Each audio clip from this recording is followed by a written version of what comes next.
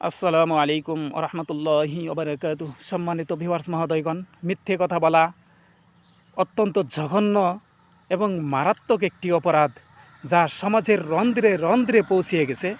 একটি পরিবার থেকে শুরু করে রাষ্ট্রের সর্বোচ্চ ব্যক্তিত্ব পর্যন্তও খুবই অল্প এবং ছোটো কারণেই মিথ্যে কথা বলে থাকে।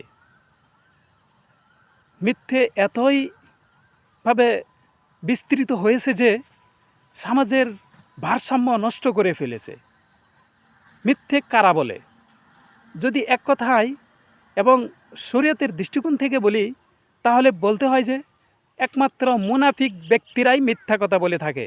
তবে ঐতিহাসিকভাবে এবং সংজ্ঞাগতভাবে এটা স্পষ্টভাবে প্রমাণিত যে হযরত আদম আলাইহিসসালাম থেকে শুরু করে বর্তমান পর্যন্ত মিথ্যে কথা তারাই বলে যারা ভীতু এবং দুর্বল শ্রেণীর লোক। অর্থাৎ ভীতু এবং দুর্বল শ্রেণীর লোকেরাই মিথ্যে কথা বলে থাকে।